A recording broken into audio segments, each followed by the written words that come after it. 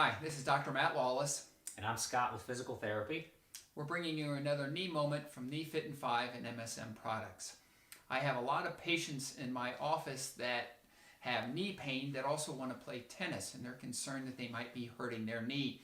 I tell them that no, they are not hurting their knee, and as long as they're not limping, they're able to safely play tennis and not worry about damaging their knee.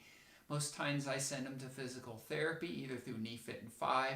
The ones that want to go to a formal therapist, I send them to a formal therapist. But since we have a formal therapist, Scott, here today, I was going to ask him what exercises he would do for someone that has knee pain and would like to play tennis. Scott? Well, let's just keep it simple. If I break it down into three different things or three basic things, obviously I want to work on strengthening, I want to work on flexibility, and I want to work on high-level balance. And so with the strengthening, you want to focus on strengthening the thigh muscles or the quad muscles because they're so associated or so closely associated with the knee.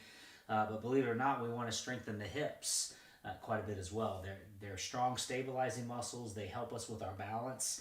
I can tell you that one of the main muscles of the hip that we strengthen is called the gluteus medius. The gluteus medius is a muscle that sits kind of right above my wallet, so to speak, if you want to kind of get an idea where it's located. One of its primary movements is where you bring your leg out to the side. So that would be a strengthening exercise. Yeah, so if you wanted to lay on, you could start off by lying on your back where you kind of eliminate gravity and you slide your leg out to the side.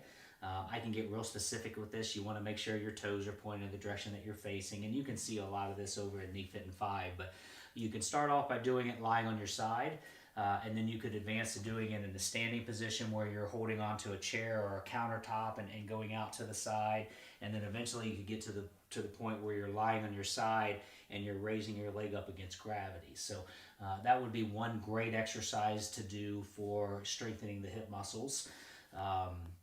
Flexibility, there's three major muscle groups that I focus on. I focus on flexibility of the quad muscles or the thigh muscles, the hamstring muscles, the calf muscles. Usually recommend that when you're stretching, number one, you want your muscles to be warmed up, and you want to hold the stretch for about a 30-second count. And that goes for the calf, the hamstrings, and the quads? Absolutely. Any muscle that you're stretching, you want to kind of warm it up a little bit, and then when you're doing the stretch, once you get it into the stretch, you hold that stretch for a true 30 seconds, and then you relax. You can repeat that several times, so maybe you're doing 2 or 3 sets of 30-second holds, but you don't want to just hold it for 5 or 10 seconds and let go. I think you want a good, long, sustained stretch when you're working on trying to lengthen the muscles or the tendons that are attached to it.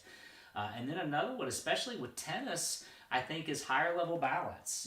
Some exercises that we call proprioception exercises.